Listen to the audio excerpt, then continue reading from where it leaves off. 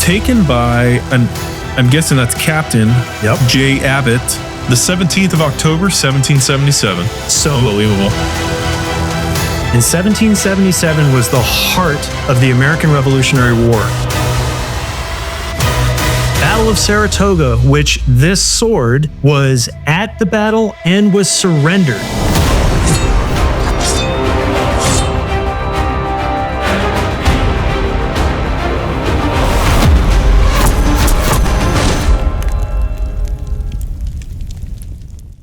Welcome back to History Roundtable, the show where we pull a lot of cool treasures from our vast vaults. And today we have a unbelievable item that doesn't even fit on the tray today. So what's on the table today, Sean?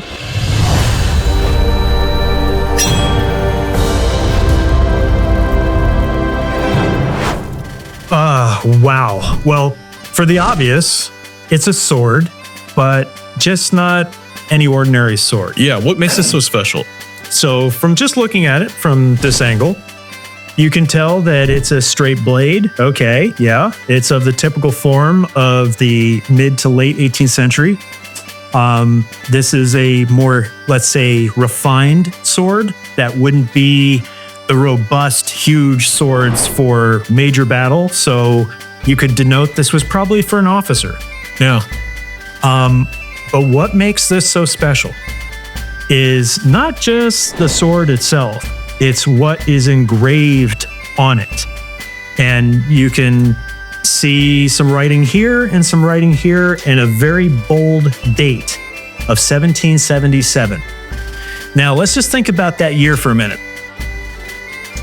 In our fledgling colonies, in 1777 was the heart of the American Revolutionary War, which hostilities started in 1775. Things became really official in 1776 with the signing of the Declaration of Independence. July 4th, very well-known date. So in 1777, between the British forces advancing on Washington and his generals, in particular General Burgoyne, which was confronted at the Battle of Saratoga, which this sword was at the battle and was surrendered. And there is notation of fact engraved on this. Jeez. So I'm going to have you read this side, and then we'll get some close-ups. Tony will get some really good B-roll so you can see what Josh is actually reading here. Here you can use a magnifying glass. So tell me what you're seeing there. And it might be a little hard to make out. Yeah, taken by, I'm guessing that's Captain J. Abbott, NHM, from one of Burgoyne's gunners. Okay, and then what's the other side? And the other side we have dated here, the 17th of October, 1777. So unbelievable. I mean, now, what gives me goosebumps and makes the hairs on my arm stand up is that here is something where, again, you hear me saying that, well, if an item could actually talk to you, what would it say? Yeah. Holy crap. This is, it doesn't get much better than this. Wow. So I've done some cursory research into the names that are engraved on this piece. And so this is what I've gotten so far. And this is kind of the Cliff Note version. So American Revolutionary War sword taken at the Battle of Saratoga, New York in 1777. Joshua Abbott, 24th of April, December 1775, captain of the 5th Continental Infantry. 1st of January, and then to the January 31st, and then something about December 1776 was the captain of the New Hampshire Militia from 1777 to 1778. Now, mind you, when you go back and look at historical records, you can't believe everything that you read or that you hear when you're talking to, experts in the field. So this is all just kind of basics. Sure. But, what's on the sword is concrete. So reinforced the Northern Army 1777 to 1778. So Joshua Abbott, 1st New Hampshire Captain, Lieutenant Colonel Henry Gurish detachment, maybe, from Colonel Thomas Stickney's New York Militia Regiment, Battle of Saratoga, New York, 1777. Apparently born 1752, died in 1815 in Concord, New Hampshire. Also another notation, Concord, New Hampshire, September 1776. Something about Brickett names Captain Abbott at Saratoga, October 2nd, 1776. So there's a lot of, again, connective tissue to, and mind you, when I actually come across documents going back to that time period, it is almost impossible to be able to connect the dots in most cases. But in this case, I actually was able, and was very lucky to find information to connect the dots. So it's one thing to have a musket from the Revolutionary War or some other weapon. You only can assume where it was and where it was used and by who, unless it has some kind of marking on it, like a regimental designation. Sure. Or some kind of document that connects that to something. Here is one of those things that this checks off all the boxes as far as what constitutes provenance. And here it is. So now I'm going to invite Tony to get in here with some close shots so you can see what we're actually talking about. And right here, this is what Josh read first.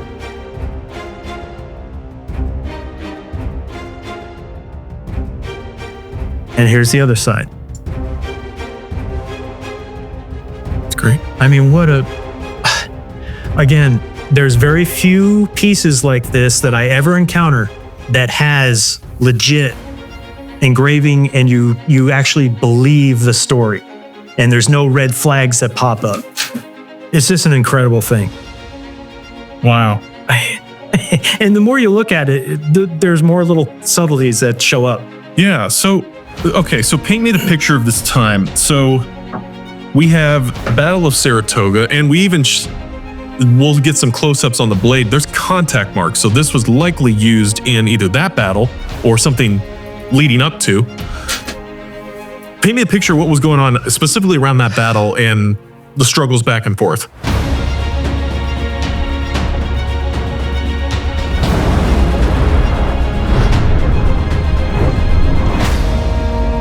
Well, I'll try and paint that picture of the chaos of any battlefield. Sure. I mean, but all right, I don't know exactly what the weather conditions are of that day and the notations of that time, but you can just imagine two opposing forces.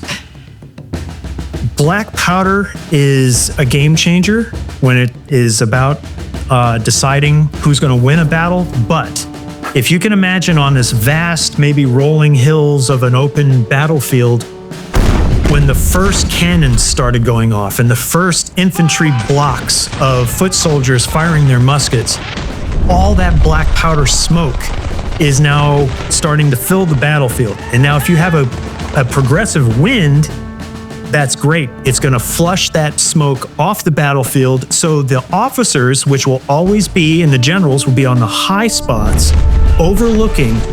And to them, I hate to say it, but it's like a game. They're moving the boards, the parts of the puzzle on the game pieces on this board around the battlefield. So it makes sense, like in the movie The Patriot, they were targeting the officers to create chaos because the foot soldiers were waiting for command of what to do on the battlefield. Well, if you remove that element of the officer giving those commands, now the foot soldiers don't know what to do. Now add the chaos of if you didn't have a prevailing wind, now this smoke is building up to where not even the guys controlling the parts of the puzzle on the battlefield can't see what's going on. Yeah. So now they're making decisions blind. Right. Well, you can imagine all of that taking place on the battlefield. And of course, then the sounds of battle. I mean, people don't The ugliness think, of it. you don't think about all the sounds, not only the sounds of the percussion of the cannons and the explosions of muskets going off in every direction. No. The chaos of humanity going down. The people hurt, screaming, crying, all that. And you're trying to keep it all together for a common goal. You want to win Yeah. amidst all this horrific chaos. So obviously at the end of the day, there's going to be a winner and a loser. So the British lost the day. Yeah. So there were surrenders that now after that chaos, for whatever reason, there is an honor code when it comes to, all right, we've got to surrender now. There's a protocol of the proper way to surrender. And there are notations of the higher ranking officers presenting as sidearm out of respect to the winner of I surrender. Now that sword is on the opposition. Many times when the guns were surrendered, especially officers' pistols, sometimes they would intentionally break the hammers off of the tops of the guns to render them useless, but then would return those guns to the surrendering officer after everything was settled. So it's kind of like, wow, I wanted to make you not alive yesterday, Yeah. but since you survived it, Yeah. okay, now the honor code comes in and respect and all this stuff, and you surrendered this, I'm now going to give it back to you. Be on your way. How this sword is sitting here, I don't know. Yeah. But somebody, obviously these people involved, were smart enough and thought that that event was so important that they took the time to engrave that day in history on this sword so it would stay together in perpetuity. Who has the foresight to do that? Yeah. I mean, that is just amazing to me. And here we are sitting with this amazing object that, I mean, the more I do research, the more this is going to talk to us. Yeah. So again, this is something that it means a lot to me because that's part of my job as an archaeologist. I do the investigative work, if it can be done, to where we're sitting here in 2024 talking about an item that was used in 1777. Yeah. And we can actually talk intelligently about it. Right. I mean, this is pretty cool stuff, guys. So you never know. One of these items that comes into my path, Yeah. and then, wow, I get to really dive in and to share this because now this is immortal on this, what we're taping here. Yeah. So hopefully now this will never be lost because again, so many great legitimate stories come along with these items with the families, but they don't record it properly because when they then go to sell it to somebody like me, all it is a story. And it's hard for me to convey that story because I don't know if it's fact or fiction. And that could be damaging not only to history, but to the item itself if it's false. So when it comes to kind of as close to concrete evidence as possible, I get jazzed about it. Obviously, I get fired up. Absolutely. Man, any questions? No, I mean, pretty much answered it all for me. I mean, it's just a magnificent survivor. And yes, it did have a scabbard at one point, but that's long gone. Yeah. You know, that stuff just didn't survive. And the ones that did, that makes them more valuable. And okay, that's going to be your next question. How do you put a value on this? How do you put a value on a piece of history like this? I mean, it's... Again, it goes back to after I present the case of what I've just presented for you guys. Yeah, how would you put a price on something like this? That, oh my God, yeah, okay, it's not made of gold and silver and precious, but that in this case is replaced by the information on here. It's just as valuable. The story is everything. Now, of course, if this was encrusted in gold and jewels and had that on top of it, Okay, sure. but value is very difficult. Yeah. This is why many items like this are in museums. because it's so difficult. How do you put a price on something like this? How I will answer the question is you look at comparables. Something that has a proven engraved provenance of the same period. All of those swords are 20,000 and up and can go over 100,000 depending on the story, who it belonged to, who held it. There's a lot of factors, but again, an amazing thing. Amazing.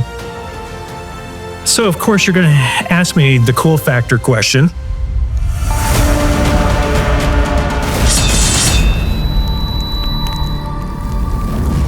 And the simple answer to it is that this doesn't qualify. It's so far beyond. You can critique it for its design elements and stuff, but as a whole in the historical connection, this is on a whole other platform because of how we can stitch it to literally a major day, week in time where a lot of things took place. Wow. And we're just scratching the surface, but this item is the catalyst for us to start researching it. Yeah. And it's only going to become more and more of a holy crap thing. And I hate to say it that way, but it is. Yeah. Some things, this is holy crap. I can't believe this is sitting in front of us. So this will end up in another museum at some point or in a major collection, to, again, be preserved for the next custodian to pass it on to the next generation. But wow. So again, guys, if you like this stuff, hit the subscribe button. We'll bring more and more of this great material to you. So I'm Sean. I'm Josh. Like and follow for more. Until next time.